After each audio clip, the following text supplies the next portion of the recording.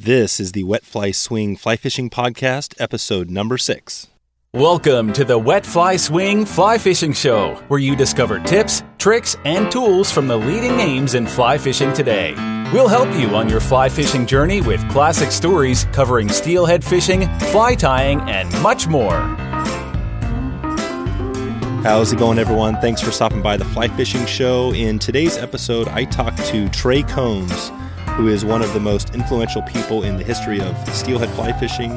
Trey gets into a bunch of steelhead topics and also talks about blue water fly fishing, goes deep into the steelhead history of flies, some of his biggest influences, and his upcoming new book. Trey gets pretty fired up in this one as he talks about the Thompson River steelhead issues that are occurring currently and how he documents this in his new book. So without further ado, here's Trey Combs. It's really great to have you on the show, Trey. We've been chatting here a while trying to get things set up, so I'm glad we had a chance to get this all ready to go. I have a bunch of questions here focused mostly around steelhead fishing, but I want to get into definitely some background on your history, because that was kind of the first time I heard a recent interview with you. You were talking a lot about some of the blue water stuff you've done, so I think that's really interesting, and I'd love to dig into that a little bit. So maybe you can just start us off with a little bit of your history, like as far as how you got going in fly fishing and steelhead fishing, and how you got to the place where you are today. That's a big question. I was raised in my brother and I were raised in a Navy family, so we moved a lot. But my grandparents lived in Port Townsend, and I swore that I'd go back there and live one day, and that's where I went back, and after college went back and taught school there. Huh. And I've lived in Port Townsend for 40-some years, and I'm down here for a few years, and I'm going to probably go back and live in Port Townsend and maybe rent the house out I'm living in now. But there was never any doubt about where I wanted to live, and as a high school kid, I locked into steelhead, probably junior high actually. Okay. There was an old catalog. Catalogs were a big deal when I was a kid, unlike today, where everything's online. But Ashway had a catalog, and there was these huge salmon-like fish that these guys were holding up. That was my first time I'd ever seen pictures of steelhead. And then I subscribed to every magazine, Outdoor Life, Sports Afield, Field and Stream, and I saw pictures of steelhead that like Ted Trueblood had caught. And that was before I actually was able to get out and settle in Port Townsend. So the idea that you have rainbow trout that average 7 or 8 pounds was just a mind blower. I grew up mostly in Virginia, and trout there were 8 or 9 inches long. So a trout that was 28 or 30 inches was just amazing. So it was kind of locked into that years and years before I ever actually saw a steelhead. Wow, that's gosh. So you got going fairly early. I mean, junior high. Did you actually get out and did you get into steelhead fishing right away? Like as far as on the river after that? Oh, when I got to Washington State, I couldn't get on the river fast enough. I was going to, as I said, I was going to college down there, and I knew who Jim Green was. Jimmy Green was tied in with Fenwick at the time. He was the world's distance casting champion, single hand. Right. And before coming up here, I had called him down there, and I told him I was going to Washington State, and I was going to be mano a mano with these giant steelheaded salmon. And he recommended a 9 or 10 weight rod, and I insisted on a 11 weight Fenwick. Was just insane, but that's what I came to Washington State with, was this stick, tarpon stick for steelhead. And I fished at Wetzel Shooting Heads. Had not a clue how to catch a steelhead. And I must have made 1 million casts before I actually hooked one. And what year? It's a case of the river. Yeah. Oh, go ahead. No, I was going to say, and what year was this, roughly? When I was it'd be the late 1960s when I got to Washington State and began fly fishing. Okay, perfect. And I'd been doing research on steelhead as a sidelight to being in college, and I was teaching school down there on an emergency credential. There was a shortage of teachers in a barrio, a Hispanic area, and I was still an undergraduate. In fact, I was just a junior, and I got an emergency credential from California and began teaching school as a certified school teacher as an undergraduate, which is kind of weird. But so I was already digging in and reading everything I could find on steelhead as a college student. So when I got to Washington, I was already headlong into a book on the subject. It's actually kind of be a history of Western fly fishing. As soon as I got here in Washington State, I headed out to the peninsula and began fishing out there.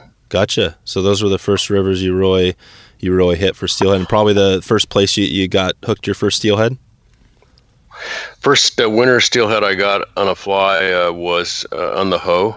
Okay. And I took two one morning. As I said, I'd made millions of casts, and I did not. The idea was that you had to get your fly down, and what the fly did after it got down, oftentimes the line was heading downstream ahead of the fly. Mm-hmm. Very typical. And there was a run, intertidal run on the lowest part of the Hoe. It was probably the last run that you could say that was fishable. It wasn't actually a pure intertidal area. And the lower Hoe is not very much river. It's in a tiny little reservation down there. And I came on this run down there, and the flow of the river was such that it mended the line for me. It was just a matter of throwing my shooting head out there slightly downstream, and the current was such that it just picked up the line, and the fastest current was against the bank, and it was a perfect swing by accident. Yep. And I took a jack steelhead and then a regular two ocean steelhead one morning, and I understood what had happened. The first summer steelhead came from the North Fork. Thanks, Jack. Jack just built me a cup of coffee and set us up here this morning. You're good to go then. Yeah, so I am good to go, Dave. All right. Oh, that's great. I love this. This is pretty much the stories are what this show is about for me. You know, hearing this is awesome. Especially, I've got a little piece on my website that's about kind of first steelhead stories. You know, and one of them is my brother writes a story there that basically, I think the title is something like 13 steelhead lost, you know, I quit or something like that. And he basically, one year when he was first getting into it, he lost 13 in a row, and he almost gave up fishing, and pretty much he finally landed one. But it's like steelhead is just, I mean, that's kind of what it is, right? You kind of put your time in and eventually get these amazing moments. So Deer Creek was a small feeder stream. In fact, back in those days, Puget Sound had runs of 1 year ocean fish. Okay. And they were a godsend. They were very trouty. They're free rising. A lot of the pioneers in Washington fly fishing all had cabins on the North Fork of the Stille, just below Deer Creek, and like Walt Johnson. And those fish were so trouty that you could take them on a drag-free dry fly without a waking dry. Wow. And we didn't appreciate back then what a remarkable race of steelhead we had in Puget Sound, and now they're listed. I think they're threatened. Yep. Maybe not endangered, but they're threatened. They're trying to rebuild stocks in the Puget Sound. I've really gotten into this on a new book that I'm working on. I've been working on it for several years now. Yeah. But the different races of steelhead is what makes the sport so magical.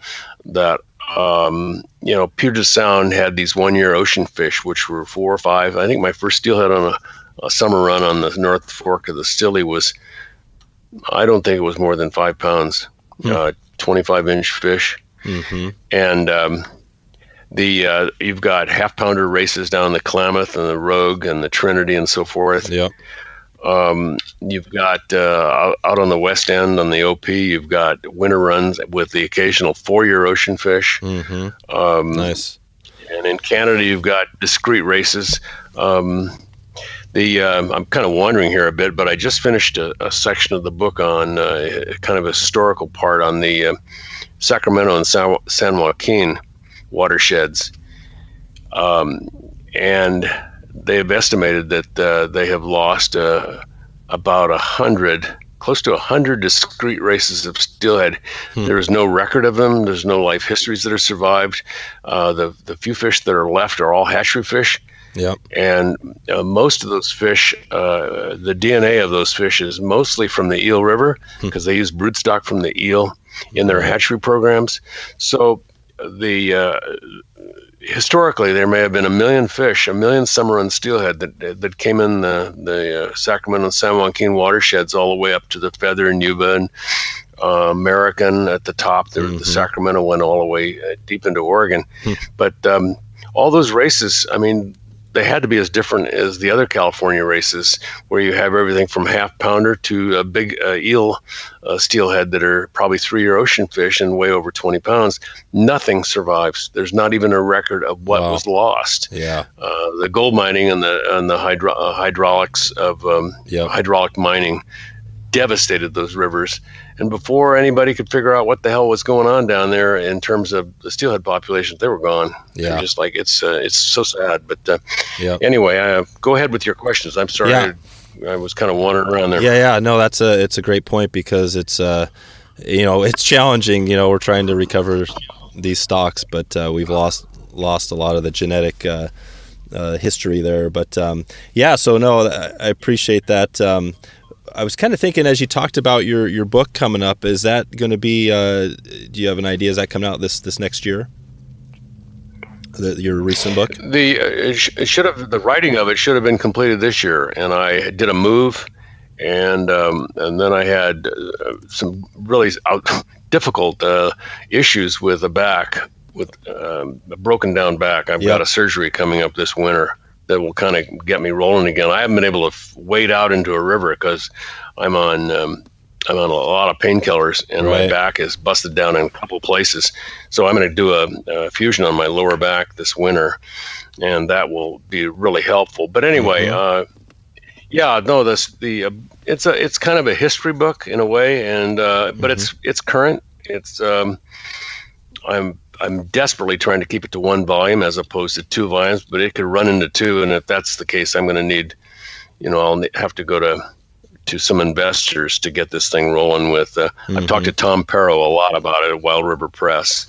He's a longtime friend of mine, and I greatly admire the books that he has produced. They're beautifully done. So, and I've also talked to Stackpole. So, but in fact, I spent yesterday banging emails back and forth with Tom Perrow about the plight of the Thompson River steelhead, which is just absolutely tragic what is happening.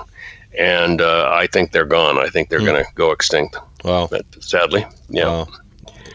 I could talk for an hour just on that subject alone. It's complicated. Yeah. But the escapement this year, Pete Soverell, I read an email that he sent to Tom Perrow yesterday, and he thought that the escapement was 130 fish or 133, something like that. I'd heard 200.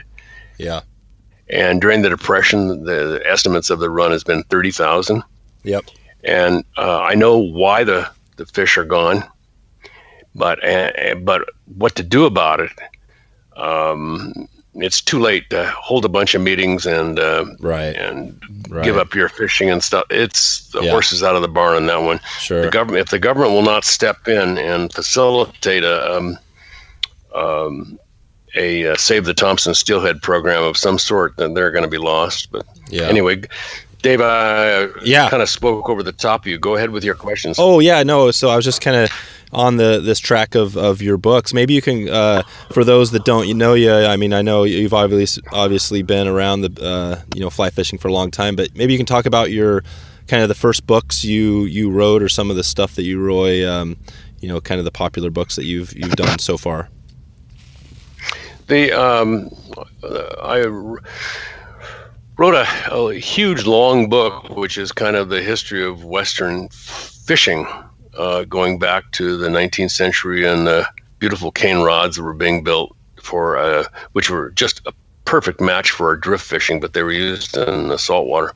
But I took that to a publisher that Frank Amato had introduced me to, and the publisher said, this thing's got to be stripped down to less than half of this length, and you've got to concentrate just on the steelhead. So I did, and I took the book back to the publisher about 10 months. That's all I did for 10 months was edit this thing. And I was with Frank. We went in and talked to the publisher, and he just said, I don't think I'm going to do this. So Frank liked what I'd done and said, I'm going to publish this book. And it was the first book Amato Publications did. It was called the Steelhead Trout. Little book, 6,000 6,000 copies hardback. And my principal claim to fame in that book was, for the first time in a popular publication, we tracked the whereabouts of ocean steelhead. That was something that had never been done before. And I spent 6 months going through records by the North Pacific Fisheries Commission. Steelhead were caught in the high seas and given a latitude, longitude point, and then a date.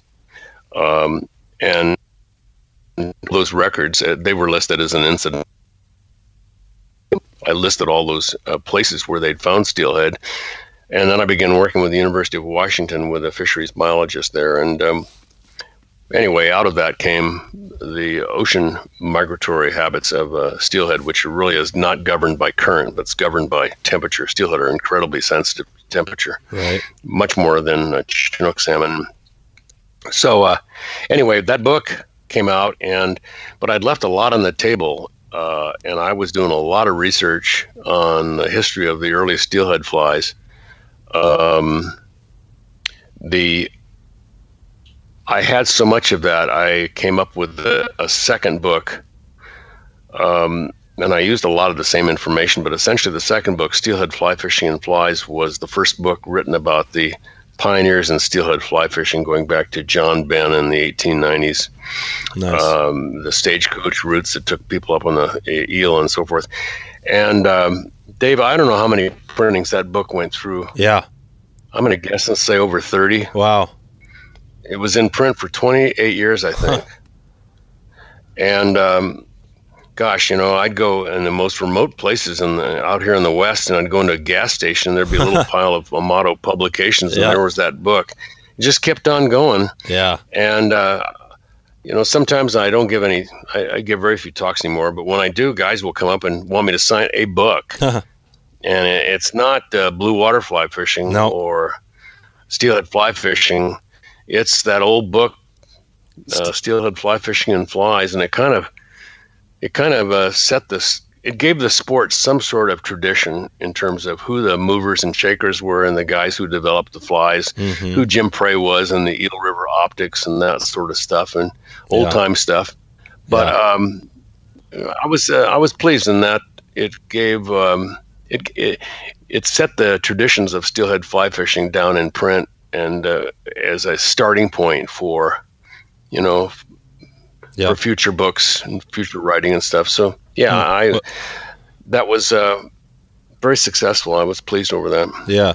Well, and before that, what was there as far as publications, or what were you drawing on to get your information and dig into everything?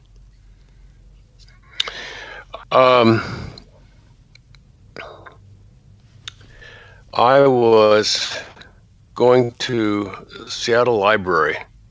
I went up there, made a couple trips to Seattle Library, go to a parking place and pay $1, have my car parked all day. And I go in and I was going through old Field and Stream magazines and stuff.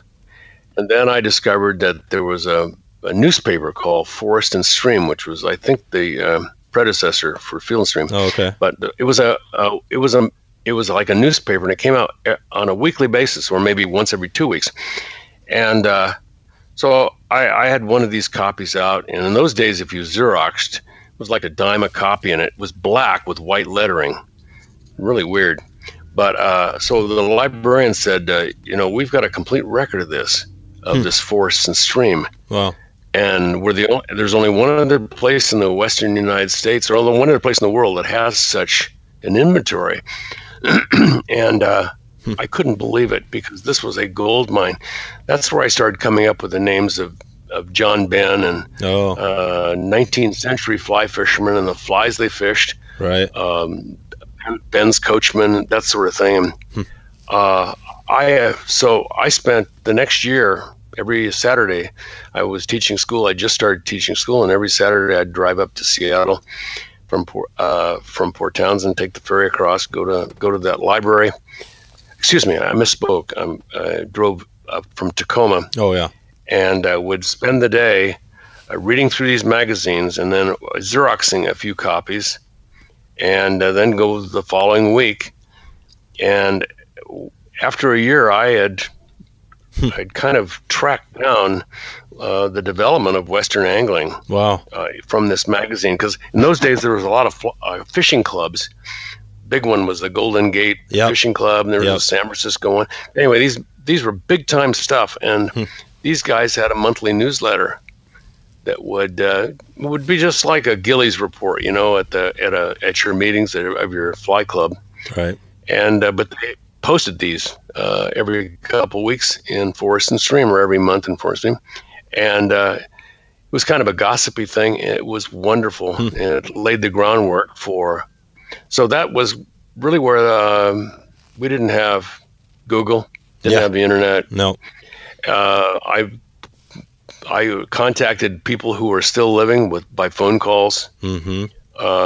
There were still some old timers in California that were still around, and I made arrangements to meet them, and then I'd grab my camera and drive down and meet them and interview them and take some pictures and head back home. And so that's how Steelhead Fly Fishing and Flies came about. By the time I got into another book after that, we did have computers, and it made editing, especially editing, was much easier. But no, that's great. The Steelhead Trout is definitely. I mean, I've got all those books on my shelf, but I think that would be the one I'd have you sign, is the Steelhead Trout, because I think that's just a classic. And the fact that was your first book, I didn't even kind of forgot about that. That's really cool. I think the one that was, other than Steelhead Fly Fishing Flies, the one that was most groundbreaking was one that is most people in Steelhead don't even know that I even wrote it, was Blue Water Fly Fishing. Yeah. Which was the first treatment of worldwide of offshore fly fishing for big game fish.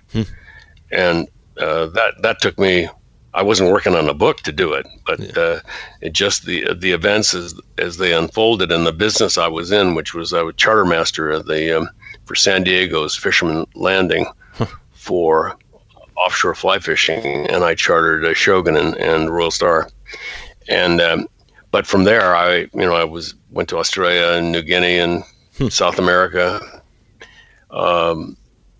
I think I was the first one on the west coast of Colombia to ever take a sailfish on a fly. Wow. But fly fished out of Panama. It's just all over the world. And I got about halfway through those destinations, and I realized, with a few key spots, I could put together a book. Let me just back up a second. Yeah. This is kind of weird, but long time ago, in the course of steelhead fly fishing, some of the bar talk we'd had would be, it was evident to guys who were getting into saltwater big game fishing. There weren't very many of us, but it was evident that we were finding out where the baby marlin were. World. There were places where marlin concentrated as juveniles. And for the first time, it was possible. I mean, there's no point in a guy with a fly rod going after a 500-pound black marlin. Right. But if you get a 50-pound or a 75-pound black marlin, that's really doable with a fly rod. You can take that fish down in real quick. So the one place that there's a river that flows out of the north coast of Australia, and the baby marlin hang off that affluent from the river, and the bait fish it attracts. That's where they grow up. It's a nursery for black marlin. That sort of thing got to be known. And, if you could stitch it together, if you could get to those places and you got lucky, you could, in fact, start running up the number of offshore billfish that you could get on a fly. And that's what happened. I mean, I got a black marlin off Cape Bowling Green, Australia, and so forth. So yeah, that's it was kind of a parlor game of, now we know where, like, there's baby blues are extremely rare. It's hard to find them, but they are off Haiti, the Dominican Republic, Puerto Rico. Whites are off Venezuela and so forth. So anyway, that's wow. So that was kind of about halfway through that book where I thought, it's possible to actually write a book on this subject without going bankrupt. Gosh. Go ahead. Yeah, no, that's one of the stories. I think when I was listening to you on Anchored with April on her show, you started talking about some of this stuff, and and it just blew me away, because I, like probably a lot of people, don't even realize that you have this whole other end of your fly fishing career where you're all this blue water stuff, which is amazing. And you told a story, I think, about, was it building your first boat, or you had a large boat? Maybe you can quickly, or just tell us a little bit about that. Was that the case? You kind of had something you worked on for a while? Oh, yeah. In Port Townsend, there's two places in the United States that have famous wooden boat building schools. One's in Port Townsend, the other's in Maine. And as a young teacher in Port Townsend, I mean, the town was insane for sailboats. That was the environment. Not so much today, but it was back then.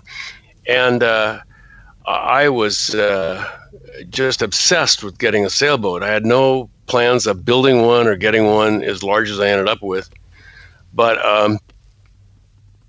it's a long story, and it went through a guy that bankrupted himself to get a boat, and it was a mess. But I ended up spending 3 years working every day except 2 days building a sailboat, and I could never have done that had I not been able to learn from guys who were teachers at the wooden boat, the School of Wooden Boat Building there.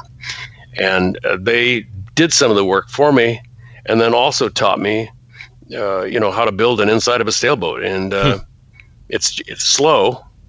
It's not complicated. It's slow because you're not dealing with any right angles. Everything's got curves to it. Yeah. But we got her done, and the boat eventually sold the boat to.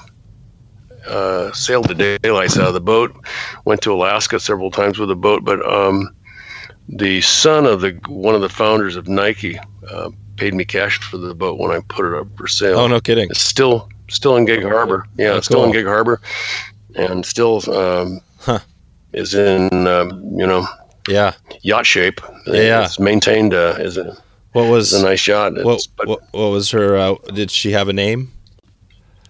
Yeah, Shearwater. Oh yeah, that's right. I named my boats after birds. Oh, cool. I had a race.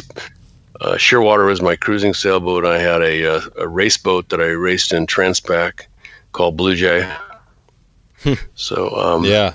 Well, I think if anybody wants to hear more of that, the story how you described, because there's some really funny parts of that whole history, and they could check out the Anchored, like I said, the podcast with April to hear some of that, hear you talk about that. But I did want to get back into a little more on the just some of the history of steelhead fishing and flies and things like that. Can you do us kind of a breakdown of just the history of steelhead flies, maybe kind of a minute or two or whatever to for those that don't know kind of where they came from? And I know the whole Atlantic salmon, flies and things like that. But maybe just a quick rundown on that. We got into the Norwegian influence or the Scandinavian influence of tube flies. We're just talking about flies tied on hooks. And the fly patterns, the fly dressings that came from the eastern United States were really colorful brook trout flies. And they were taken out the west.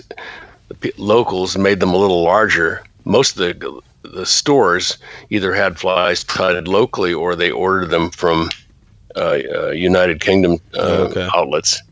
But and then things like the scarlet ibis, the coachman, the royal coachman. If you look at a coachman, you're looking at a skunk. So those flies made it to the western United States, and the center of the earliest time of steelhead fly fishing was came out of the Bay Area in San Francisco, north, and the first major rivers were the rivers north of San Francisco and the Eel. That was really where it began. Yeah, and then it's kind of slowly worked its way up, kind of up north. Yeah, there was another. I mean, the centers of steelhead fly fishing were that jump started the sport were summer run rivers. Yeah, where the fish were really much more free rising than winter fish, right? And they were below very distinguished feeder streams that were spawning tributaries for that river. So Washington fly fishers congregated on the North Fork of the Stille for one-year ocean fish, and they built all their cabins below the confluence of Deer Creek. A steamboat, the famous North Umpqua, was only a couple blocks of pools. I mean, there's pools that are only 25 feet long that have a history, and they're that whole run is a collection point for summer run steelhead that are sitting there breathing in the cooler water from Steamboat Creek. So the in terms of, in fact, I was on the phone this morning talking to a guy about what jump started steelhead fly fishing, and I was introduced to this book by Bill Bakke, but the best book that we ever had, say in 1970, the best book we ever had that was in terms of steelhead fly fishing was Lee Wolf's book called The Atlantic Salmon. Yeah. It was, the whole book was about the Maritimes. It was inexpensively produced. The pictures were muddy. The ink drained into the cheap paper as a production book that was dreadful. But it was the first time we got into waking flies, hitching flies. There was so much stuff in that book that applied to steelhead fly fishing, and it transitioned steelhead fly fishing just overnight into a whole nother sport. It was incredible. And Bill Bakke was the one that said, you got to get this book. And when I got it, I could see why. Just hitching flies, for example, was mind-blowing. For the first time we were swinging wet flies that instead of just wobbling in the current, if you wanted to, you could get them to break through the current and create a V wake. Right. Totally different fly to a fish who sees the bubbles coming up. Applies to saltwater too. I mean, a marlin has the same appeal to a popper that is pushing out bubbles to the side. They don't rise to the popper; they rise to the bubbles. And steelhead are the same way. Yeah. So, the transition was from little fixed wing flies, from brook trout to then hair wings, right? And then 30 years ago, the sport went nuts because we had tube flies that were made of copper, tube flies made of plastic. The sport just went in terms of the flies, and we of course got intruders. It's what started me on this book that I'm working on now is 7 or 8 years ago. I was on a run on the Lower Quinault. We were setting up at a friend from Japan who I fish with every year, Bill Higashi. And Bill and I and Jack were on a run on the Quinault. And we had a couple guys paying clients along. And I was looking down this run, and not one single person was fishing any kind of conventional fly. There were some squid rows, there were some intruders, there was this, there's that. Nothing in a traditional wet fly where you tie the fly on a hook.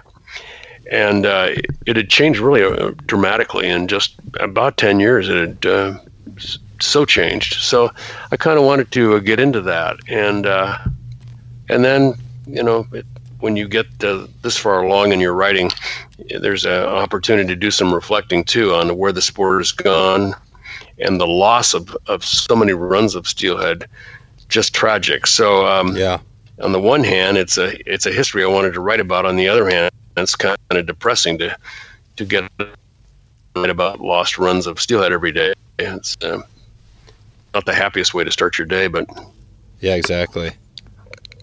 So anyway, that's where I'm kind of stuck on that right now. The book is the second half of the book is built around the four main drainages and the issues of preserving steelhead in those drainages. And one would be the Sacramento San Joaquin, which I mentioned. The Columbia is another. Yep. With the loss of the North Fork as kind of the centerpiece. The largest steelhead we ever had in the lower 48 states for this country were North Fork, Clearwater steelhead. Yeah. They're extinct. They're gone. Right. And in fact, they recycle hatchery fish at the Dvorak hatchery. They don't even make an attempt to preserve any part of that gene pool. And then the Fraser, and of course the tributary of the Fraser that is causing so much consternation and grief among steelhead fly fishers, the Thompson, and then the Skeena. Yep. And I've been in touch with Bob Hooten.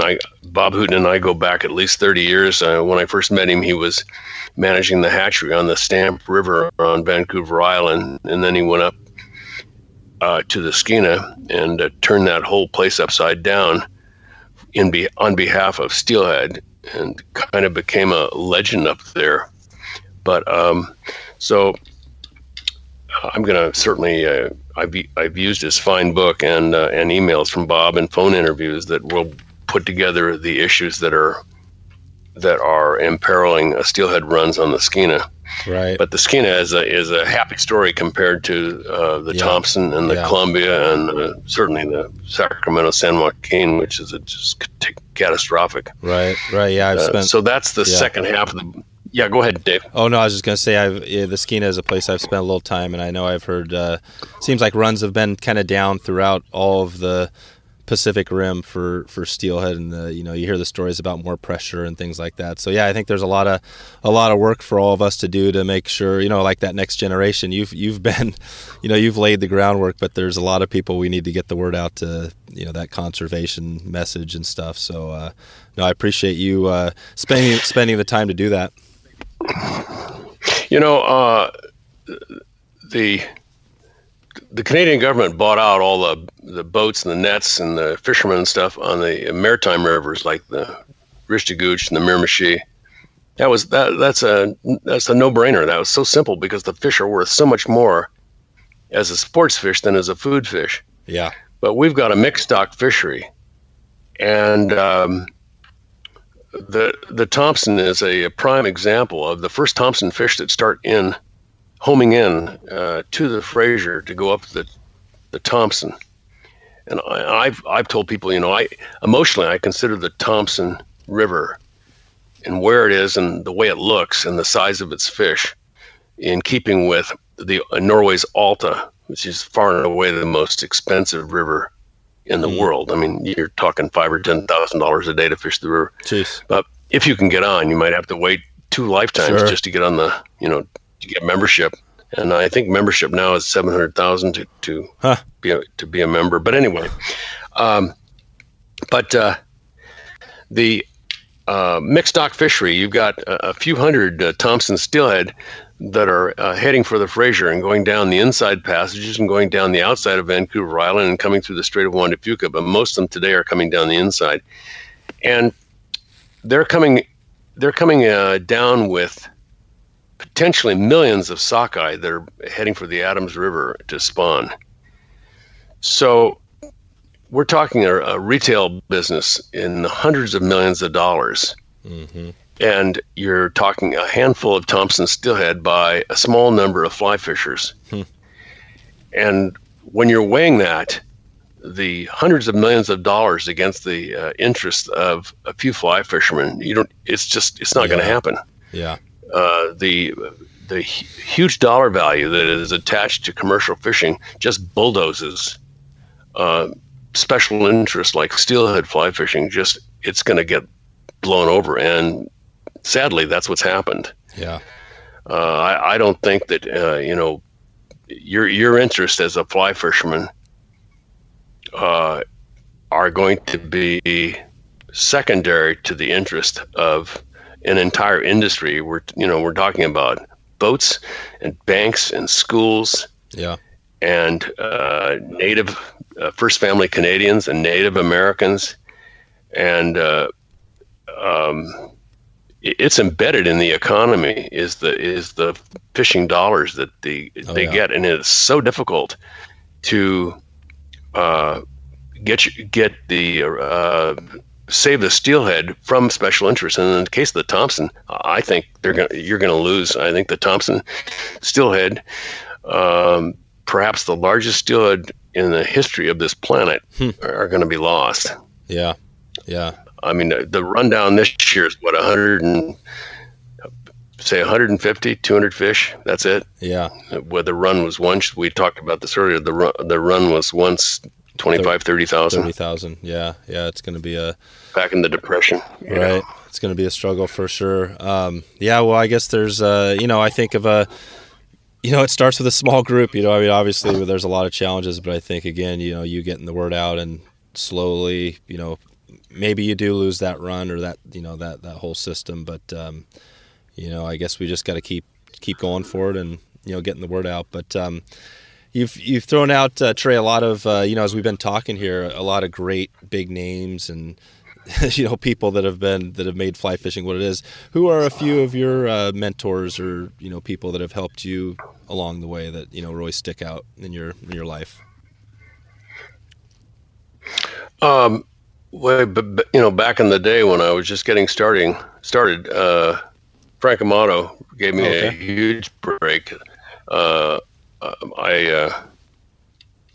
I saw Frank's, I think it was the second issue of Salmon Trout Steelheader in a newsstand, and I was shaking like a leaf. I called him and said, I'd done all this research about all these fishing flies, and could I send him an article? And he said, sure, send it to me, and I'll publish it if it's publishable. Mm-hmm. So I typed out on an Olympic typewriter this little short piece on this fly, and I think the fly was the Parmachene Belle, but anyway. Mm-hmm. And Frank said, okay, I'll publish the article, and my payment for the article was $5. And Frank was bagging groceries at the supermarket to make money, to make the money to be able to get that first issue and that second issue done. And then he just made enough money to be able to justify another one and then another one. And it was a struggle. I mean, Frank and I go way back. Huh. And he kind of started a second magazine, long since forgotten, but Bill Bakke was a visionary as far as being anti-hatchery and pro-native fish and pro-wild fish and so forth. And so Frank and Bill, I owe them a lot. They were Frank from the publishing standpoint, and of course he's very knowledgeable about fishing issues. And Bakke was the first time I heard, Bakke would rail against plastic fish and hatcheries. Mm-hmm. And if you're a Washingtonian, hatcheries are just part of the scene. You just accept the fact that hatcheries are a gift from the gods. You just go with it. Right. And Bakke was the first one that it was like blasphemy, no, the hatcheries suck. I mean, we should not have any. We should be preserving the environment and promoting runs of wild fish. And 50 years later, Bill was spot on. I mean, and everybody knows the hatcheries ultimately lead to practically the destruction of not just the gene pool, but the fish itself. I mean, let me digress just for a quick second here. I wrote a long chapter of the book, and I published it as an article in Tom Buys the Drake. But the Quinault has got a hatchery, and they have two hatchery programs, and one is a classic terminal fishery for a food fish for steelhead. Right. And they just recycle hatchery fish, and it's federally funded. The government's involved, and they reproduce the fish as cheaply as possible. Mm-hmm. And the fish are like 5, 6, 7 pounds. Yep. The native Quinault fish is like a fire plug, and it's really massively built fish. It's like looking at a Kispiox or a Babine fish. Jeez. And then the other hatchery, they have been selectively breeding for 3 and 4 year ocean fish for 40 some years, and they net like they'll pull a fish still alive out of their nets and they read the scales right there on the water, and they will only select 3 year ocean fish. Now, this is not an advocacy of any particular hatchery program, but these hatchery fish, which are they will cross a wild fish with a 3 year hatchery returning fish, and the fish average 13 to 17 pounds approximately. Yeah. And they have hatchery returns every year, half a dozen hatchery returning fish, bucks that are over 30 pounds. Jeez. It's not advertised. They don't bring it up. The Quinaults do it out of kind of tribal bragging rights between the tribes and stuff. Yeah. But Baki was the first one that the practices that are exercised by the hatcheries where they just recycle hatchery fish. Bill knew half a century ago that was an absolute dead end. Mm-hmm. And no one was easily persuaded, because we practically invented mitigation for every kind of environmental disaster you can create, but essentially dams. Build a dam and build a hatchery for mitigation. Yep. And the whole Columbia River is set up that way. Yeah, it is. But so Frank and Baki. Okay. Those are two. Yeah. Tremendously influential people in my life, and I owe both those guys a lot. And Frank got me going in being able to publish my stuff, my articles and things like that, and gave me an opportunity to publish the first few books. It was, I was fortunate. Yeah, no, those are huge. I mean, Frank definitely. I've got a good Frank Amato story I'll have to tell another time, where we dumped a boat in the river, and Frank was one of the only guys with a sled on the river, and he picked us up and helped pick up our pieces as our gear floated down the river. But yeah, no, that's awesome. Those guys are obviously big names. I was kind of thinking of a few as you were chatting there. About some of the people that influenced you. Do you do any guiding and teaching still to this day? Is that something I know you've obviously taught a lot of people through your writing, but do you actually guide or do any of that still? No,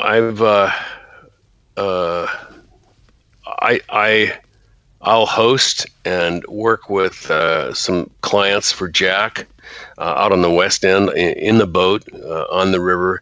We introduced steelhead fly fishing to a number of Japanese guys. Mm-hmm.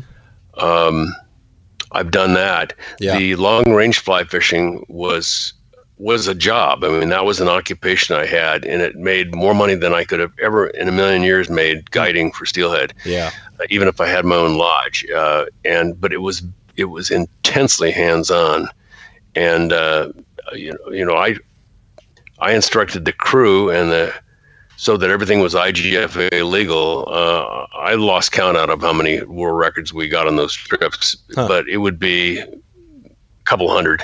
Wow. And I saw during those years, I did this for 11 or 12 years, I saw over 1,000 striped marlin hooked on flies. And we developed methods to beat those fish down faster than it had ever been done before. I mean, we could take a 100-pound marlin down in under 10 minutes. And it was like, it wasn't, it wasn't warfare. It was more like a ballet.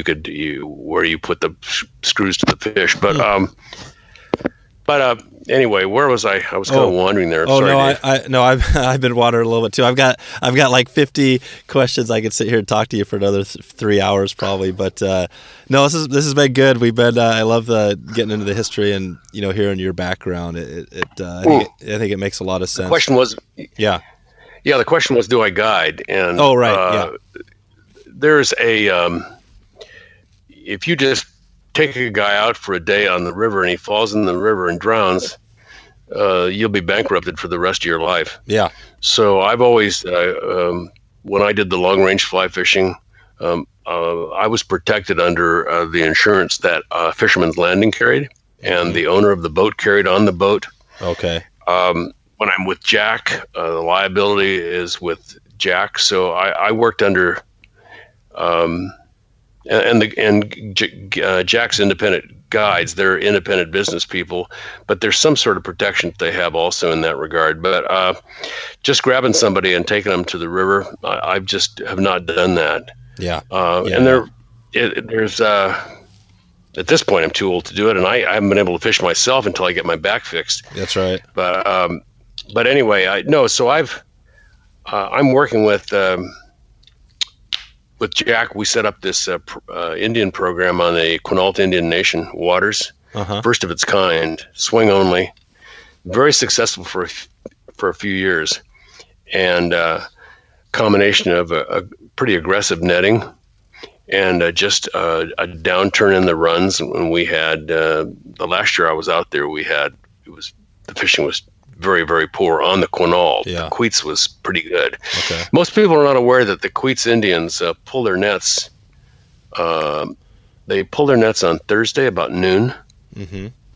They just they're no longer anchored. They just swing against the bank, and they don't put them back in until Monday at noon. Mm-hmm. So I've been on that river where when those nets are pulled Thursday at noon, yeah, the fish are coming. The fish that are timed on the tide, 3 miles, 2 miles above tide water, those fish are already up there. There is not a mark on them that is rose colored. Yeah, they are they are absolutely ocean bright, gorgeous fish. Wow. And so Friday, you get on the river Friday, and they're already beyond the reservation, and they're in public water by then. Yeah, it's pretty cool. Wow, that's awesome. So yeah, I'm going to try to. That's one place, the OP, I haven't been out to yet, so I'm hopefully going to get out this year and check out some of the country because obviously you hear a lot of amazing things about that area. So what the other guy I was thinking about just real quickly, I should mention it. There's a lot of guys that have influenced me because of the book Steelhead Fly Fishing. There was a profile of a lot of anglers in that book. And I'd be remiss if I didn't mention Harry Lemire. Everybody does. Yeah. I spent a good deal of time. Harry had a lot of friends closer to him than I was, but I certainly I spent a good amount of time with Harry. Sometimes made him on the Skagit. I had a little Aluma-Drifter jet, little 15-foot jet engine, so I didn't have to hitchhike my way back. I could run back to the launch, and I'd run Harry up to the sock. But he was pretty shrewd in how he would develop water and read it and find small holding places and not share that. I mean, there was a reason why he oftentimes would find a fish where other people could not, and it was because he had small slots of water that he knew would hold a fish here or a fish there periodically. Yeah. And the man was an absolute treasure and also a gifted fly tar. But anyway, that's a lot of guys. Some of the guys that I profiled in the book were I learned a great deal from. Lemire was just one of many. Bill McMillan comes to mind, of course. He's a very talented guy. And I'll be go ahead. No, it's fine. Yeah, I was going to note that I'll post some, for all the stuff we're talking about as far as links in the show notes, just so people can, if they're not familiar with, some of the information or names. I mean, obviously these are all big names you're talking about, but I'll try to do my own research and provide some good links so people can look up some of the history there as well. But yeah, like I said, Trey, I had a bunch of questions, but we're kind of getting down, to the end of the show here. I've got a few more I want to definitely talk to you about, and one of them was, I get a lot of questions about the two-handed rods and things like that.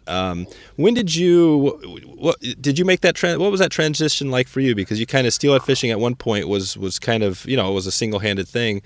How did that all come about for you? I was getting a lot of rods from Orvis, and I went from getting rods from Orvis to getting rods from Sage. Mm-hmm. But the first two-handed rod I got was way back in the day was from Orvis. It was a lousy rod. But back then we made our own lines. Yeah. And the lines we made were like today's wind cutters. Yeah. This is so stupid because upon reflection, everybody would go like, well, duh, of course. But the line, the parent line, the major line has got to have more grains per foot in it than the sink tip. Mm-hmm. Once we got that through our thick skulls, then we could make beautiful casting lines by getting saltwater long belly lines and cutting most of the line away and using 10 meters of forward taper that would be, 10 feet of front taper, 8 feet of front taper, and the rest of it was a big fat line. And then to that, you'd tie in your sink tip. And as long as there was no place in that connection where you're running from, say, 10 grains per foot, I'm just making this up, but running 10 grains per foot into 15 grains, it just doesn't work. In fact, scientific anglers made a horrible line that they named a steelhead line of some sort, in which the running line weighed nothing, and everything was in the sink tip, and it was like having a cat of nine tails in your hand. But so we made our own lines. Bob York was the first one that drew a diagram out for me and showed me the kinds of lines that he was making him for his own personal use. And I just created the same line, a little bit bigger, a little bit longer for a two-handed rod. And then I had switched and started fishing sage rods. But from that point on, I never went back to a single-handed rod for steelhead. It was too easy to cover water. Yep. Too easy to... I really got into the grease line fishing where you lead your fly instead of back mending all the time. Yep. And so that the fly would swing broadside to the current and would stay down. It would you weren't back mending it so that it wanted to pull up from its run. But as soon as I did that, I never went back. And back then, a 14-foot rod was considered pretty petite, pretty lightweight, small. Everybody I knew, I fished with Jimmy Honeycutt and Jim Vincent, and those guys were swinging 16-foot rods. Yeah, that was big time stuff. Yeah. It's that was fun. Yeah. When we got on to making our own lines, we couldn't buy any lines that were worth a crap. No. They had these long-bellied lines were horrible to cast and try to work out. But our own handmade lines were a dream, and I think Jimmy for Rio just in effect kind of took what was already out there and formally got some investors for Rio and produced the wind cutter, and it was a sensational line. Yeah, no. But, anyway, go ahead. Yeah. I know you're. Yeah, I'm hammered. Yeah, I got some more questions to dig in here, but no, that is I always love to hear that. So another one I always love to throw out there is just on flies. I know there's everybody has their favorite flies they use or whatever. Are there a couple of steelhead flies that are the first one that you throw on there when you're fishing?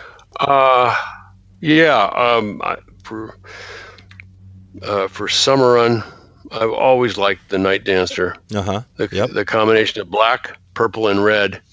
And a couple years ago, I was talking to Frank, and he'd caught 8 or 10 winter run one day, all on the Night Dancer tied with some spay hackle, which we can now get. The Chinese are now sending marketing heron hackle. Oh, really? They're most of the heron, I think they've got so much fish farming in China that the heron around the fish farms, were shooting them. Yep. And they had all these feathers, and then now they've got a market for the feathers. I don't know how it all happens, but yeah. So yeah, and that Night Dancer is, I think that's a motto, is one of his patterns, right? It is. Yeah. And then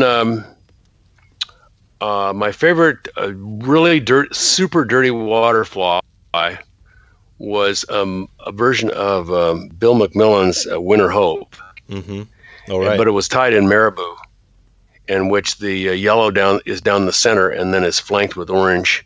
But the combination of Silver Doctor Blue and purple is the most high vis. One color superimposed on the other is so high vis that you can see it in water that you can almost plow. I've caught steelhead with that in water that was so dirty.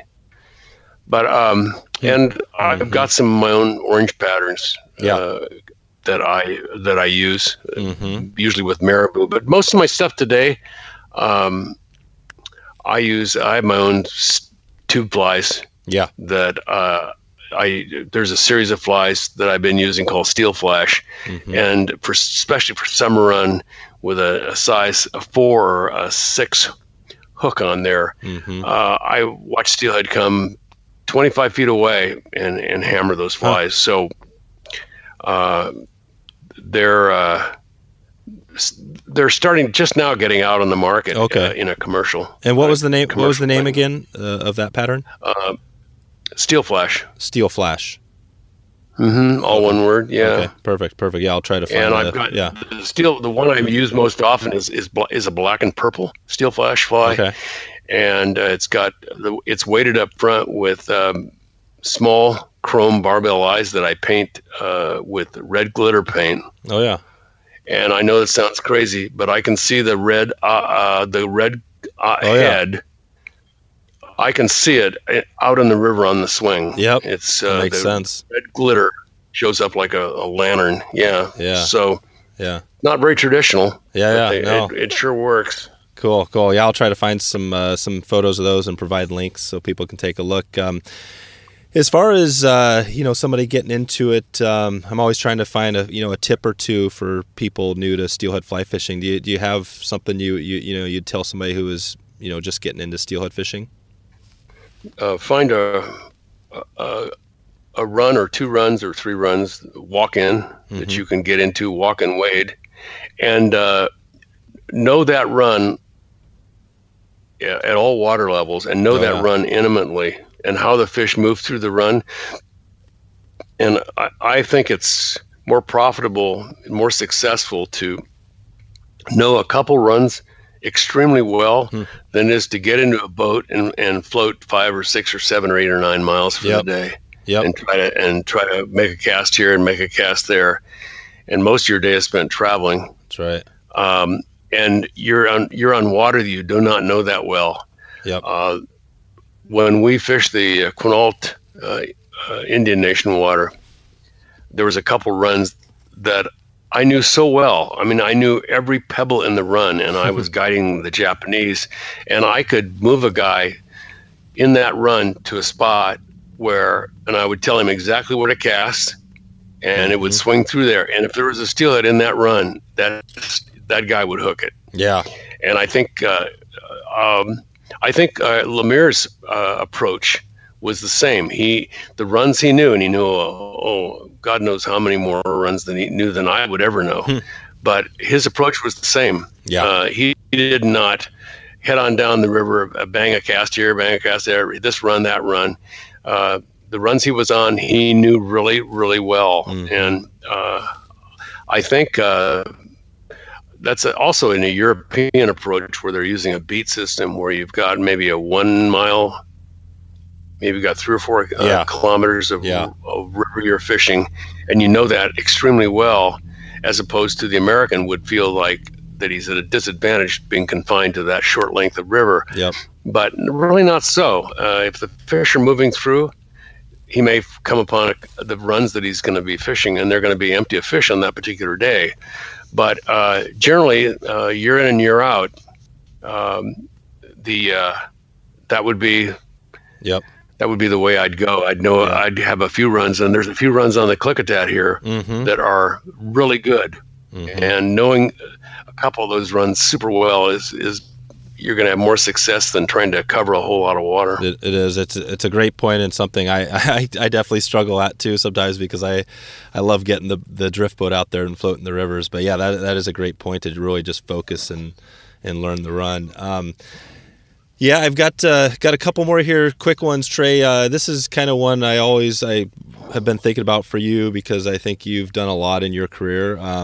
As far as, just kind of being remembered, what you'd like to be remembered for in fly fishing. Does anything pop out in your mind, down the line when we're all gone and 2 generations from now, people are still fly fishing, hopefully for the steelhead that are have recovered. What comes to your mind? 2 things, 2 very different things. One would be that I was able to record and write about the early pioneers in steelhead fly fishing, and get that down and give the sport its heroes, the people that everybody from Jim Cray to Zane Grey. To give you to record who those guys were and what flies they fished, the traditions that they established. I would say that. I mean, every sport, you don't have a sport if you don't have some sort of tradition. Yeah. Your heroes, your people that were pivotal in the development of the sport. That's what makes it a sport, not an activity. So I would say that, and then the treatment of blue water fly fishing. That was a book so far ahead of its time, and with the oceans are filling with commercial boats, especially the Taiwanese and the Chinese and so forth, it is going to be increasingly hard to find schools of offshore game fish that are not being caught for. I mean, the demand for fish is increasing constantly. Right. I started catching sailfish in Costa Rica in the mid '80s, and by the mid '90s, the commercial guys were already coming in, and our fishing dropped off so dramatically. Back in those days, those were some of the largest sailfish in the world. I mean, there were weeks I had down at Bahia Pez Vela Lodge, just south of the Nicaraguan border, that were averaging 115 pounds. Those are big sails. That's gone. Yeah. I mean, that is because the resource is being plundered by commercial interest, and the largest concentration of marlin in the world is found off of Baja, California, about 3/5 of the way down. Okay. Thousands concentrate there before they head on down to Cabo. Huh. And we knew they were there, and we fished for them for years. But that got beat up too. Yeah. Sooner or later, I mean, the commercial boats are going to move in there. One generation ago, they were in there for yellowfin. Now, with the yellowfin stocks depleted, they go in there and get the marlin. Jeez. So anyway, I think the book was ahead of its time, and I'm not sure that a person could, for any amount of money, a person could do that today. Yeah. Just because the resources, the availability of the resources is not there. Mm-hmm. Yeah. Yeah, no, it's true for it's true for steelhead, and like you said before, things have changed a lot. So what do you have going for like the next 6 months? Anything you want to note for everybody here? They can check out any projects. Sounds like you have that book. That's kind of your big project. But I'm going to do an article for Tom By, the Drake. Yeah. On the Thompson. Yep. My take on it. It's not it's just like this is what's happening. Mm-hmm. And this is why the fish are becoming extinct, and this is why the government will probably allow the run of fish in the Thompson to go its way. Yeah. Real quickly, I know you're pressed for time, but real quickly, the Thompson steelhead are in the Alaska fishery, and those you cannot legally take steelhead in the Alaska fishery. So fish buyers won't buy it when they're pulled out of the nets. You can either keep them or you can throw them back in the ocean. But there's no record of any steelhead being caught in the Alaskan fishery. When the Thompson fish get off of the coast of British Columbia, and they're caught by either Washington guys offshore or the Canadian guys closer to the beach. Those fish are protected and they're dumped back in the ocean, but they don't exist.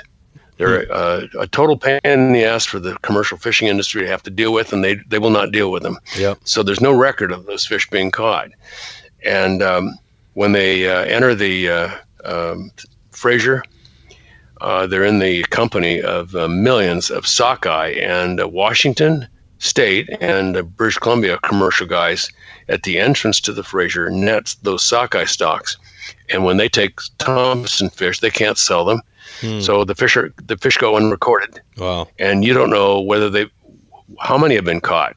And when they, by September and October, the First Family Canadians, the Indians, have got their nets set for chums because of a super rapidly expanding roe.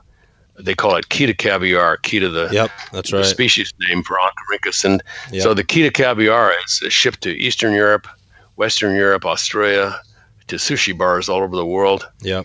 Although the Eastern Russian and the Japanese do have runs of, I think, chums and cherry salmon. But anyway, and so the steelhead, they are noted. If the natives take a steelhead in their net and the steelhead is still alive, they'll throw it out of the net and into the river so the fish can continue. Yeah.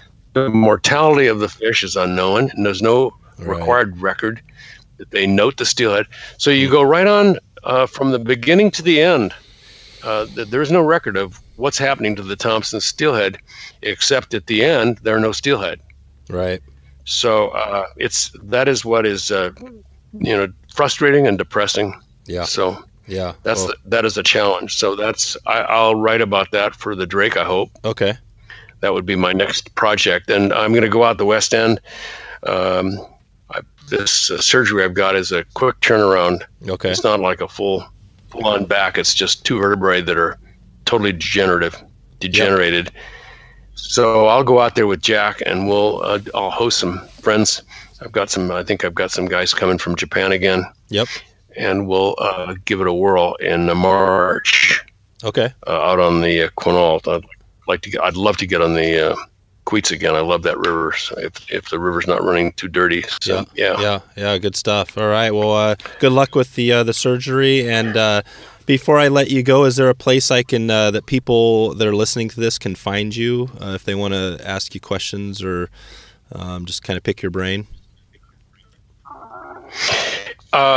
I've got a new email address, which is complicated. It was done for security, so I couldn't get hacked, and it was handled by a company, and they gave me a new email address. It's kind of complicated. Oh, okay. It's TREY.COMBS1897. Yep. At pt-mail .com. .net, excuse me. Oh, .net. Perfect. I think it's .net. Gotcha. Yeah, I think it is. But I'll give you my phone number. If a guy wants to call and then shoot me a trial email, then I'll send him back, and then the guy's locked into my email address. Perfect. But it's 509-369-1025. 1025. And I am in Klickitat at least. I'll be in Klickitat for the next year. Okay. I'm remodeling this house. Okay. I'm not doing much right now because I'm going to spend most of 2018 completing this book. Yeah. And getting it out from underneath it. I've got a couple other projects I want to get involved with, and the book is right now taking up most of my time. Good. Well, that sounds like it's always good to keep busy. So good. I'll provide links to your email and phone here in the show notes at my wetflyswing.com. And thanks, Dave. Trey, I appreciate you coming on. This has been really exactly what I was hoping to get out of it. A lot of hearing about the history, but there's so much more I want to ask you. So maybe I could catch up with you here in a year or so, and we can kind of do a kind of fill in the blanks. the questions I missed. Maybe you're too much. Yeah. Okay. We can do a part 2 on this. Yeah. Okay. Sounds good. All right. Thanks, Trey, for coming on, and we'll see you soon. Dave, thank you, and good luck to you. Okay. And good luck on this project of your podcast. Enjoyed it. Thank you. Thanks a lot. Thanks, sir. Okay. Bye. Yeah. Take care. So there you have it. If you want to connect with Trey, go to wetflyswing.com and just search for Trey Combs. The show notes with Trey's email and his phone number to connect with him will be in those show notes. And I want to say thanks again for stopping by today to check out the show. It's been great to connect with Trey, and I hope to see you soon and maybe even see you on the river. Please leave a comment in iTunes and let me know how I'm doing with the show. That would be much appreciated. So I'll catch you very soon and see you on the flip side. Thanks for listening to the Wet Fly Swing Fly Fishing Show. For notes and links from this episode, visit wetflyswing.com. And if you found this episode helpful, please subscribe and leave a review on iTunes.